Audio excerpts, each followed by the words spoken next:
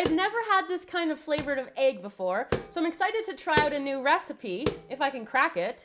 I'm not quite sure. This shell is hard. Look at this. This might help me out. Oh. Oh my gosh! I don't think this is the kind of egg I'm supposed to put in a cake. I better find the instructions. Hi guys, I'm Jenn Johns. Welcome back to the channel. You asked me to do a Hatchimals cake, and once I figured out what one was, I got an egg and I hatched it, and out came this adorable Draggle.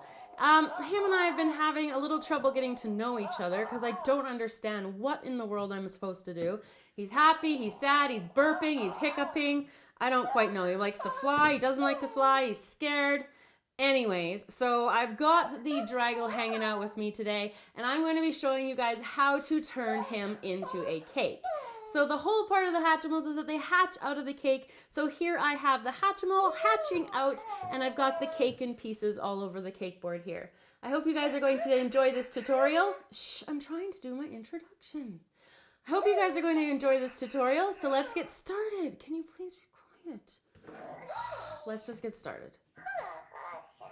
So to make the cake, I'm going to be using my vanilla cake batter, and what I did is I colored it purple, divided it in half, and baked it in this egg-shaped silicone cake mold. I'll put a link in the description box to where you can get the mold if you're interested in that. If not, you could just carve an egg shape. I used the Americolor Regal purple in order to make that color, and I also used that to color this vanilla buttercream, that same beautiful color. And then I also have some white vanilla buttercream. I'll put a link in the description box to the buttercreams and the cake batter recipe. So I leveled off the cake slightly. You don't want to take too much off or you'll lose that actual egg shape.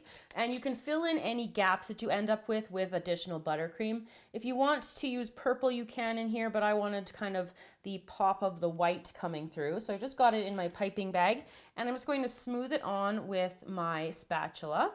And then I'm going to put the other half on top here. I'm just going to flip that over.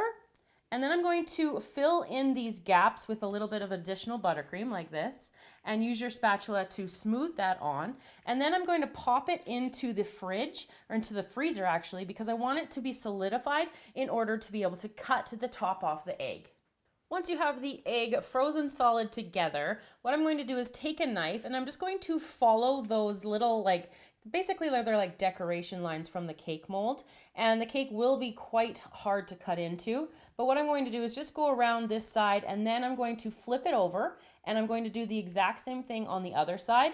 And then once it kind of thaws a little bit more, I'll be able to press my knife in more, and then I will show you, hopefully they'll all line up once I've got all of the different parts cut, and I'll be able to remove it. With the top of the egg removed, what I want to do now, I'm going to take my knife and I'm going to kind of cut about 1/4 of an inch in from the edge there. And then I'm going to go down about 1/2 inch. And what I'm doing is I'm just removing enough of the inside here so that the Hatchimal's head can sit inside. And then we don't want to leave the shell layer too thick to help it be a little bit more realistic looking. You can leave it like this if you want to. I just thought it looked a little bit better with a little bit of the shell kind of taken away. So I'm just going to continue carving this and carve out the center here. Once you have the top carved out, you can take some of the purple buttercream, and you just want to put a thin layer on the top here. And you can smooth that on with a spatula if you want to. And then around the whole rest of the cake, what I'm going to do is take my white buttercream, and I'm going to smooth it on, covering the entire cake. And I'm just going to do that really slowly because I want to make sure I keep these arches. So once I've got the entire cake covered here in the white buttercream, I will be back. Once you've got the cake covered, you can start working on the Hatchimal's head.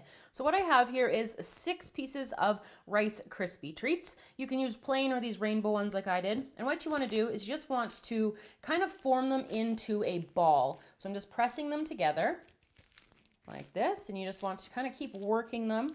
You want to go work them while you've got these individual ones like this. Kind of helps it, and then add to it one at a time. And so you just want to keep molding these, squeezing them together into a nice round head shape. Once you have a nice round ball of Rice Krispies, you can roll out a piece of purple fondant, and I'm going to take the fondant and I'm going to put it over top of the Rice Krispie ball. And then just using your fingers or a fondant smoother, just work the fondant down here all the way to the bottom. And you want to leave extra, like we're not going to trim right at the neck. We're going to leave a little bit, so it's kind of going to be almost as if the Hatchimal has some shoulders there. So we're going to just work this down, continuing to work it down. Now, if your fondant is bumpy, this is the best project for that because it doesn't matter at all, because we're going to snip it and we're going to give the Hatchimal the appearance of fur here on the fondant. So I'm just going to work this down here. Now, if you want to bring in a fondant smoother, you can do that.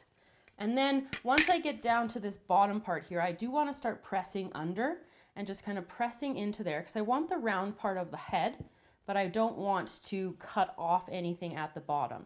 So I'm just going to keep working this and then I'll be back.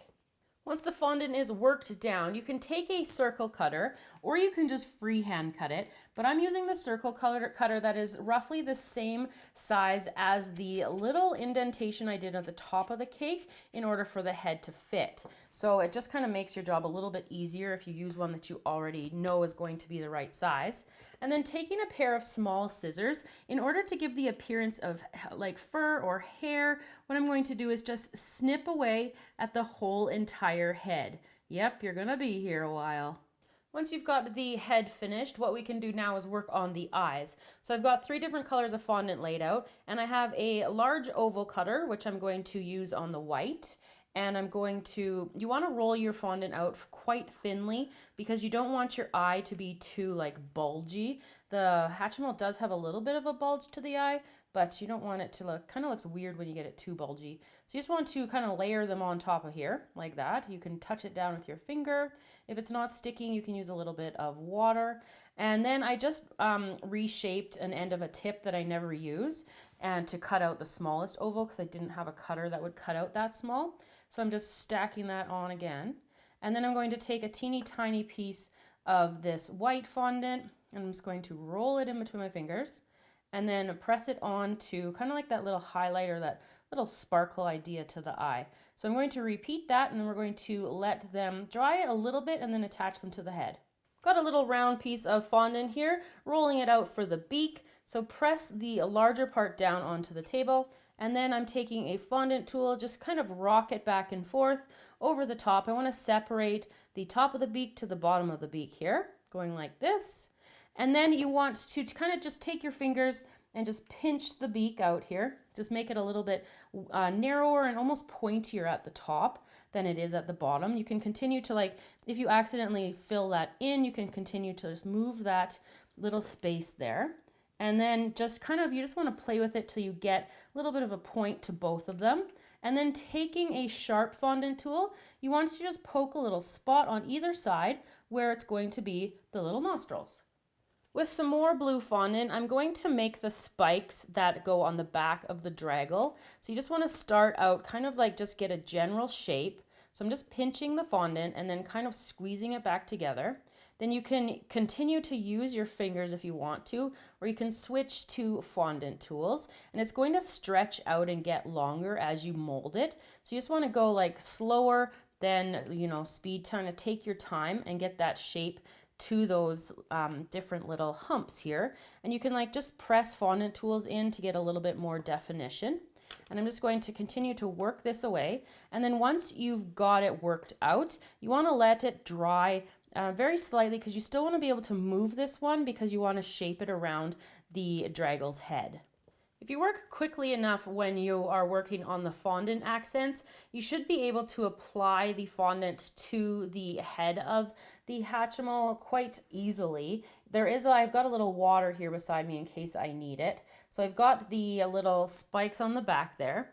Now I also like while this dries, these little like cuts actually harden and they kind of work to like help stick the fondant to the actual, or like the little beaks and the eyes to the actual head there. But I know these eyes are probably going to need a little bit more water here. So I'm just going to use those and I'm going to apply the eyes. Oh, and I think the beak needs a little bit too.